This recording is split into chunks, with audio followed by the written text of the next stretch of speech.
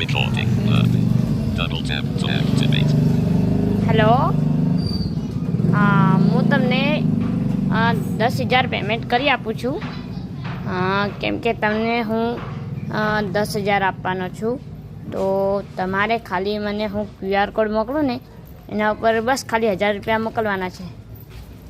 નહીં, એક કામ કરો, તમે અત્યારે મને 2,000 મોકલો, પછી હું તમને સામા 5,000 મોકલી દઈશ.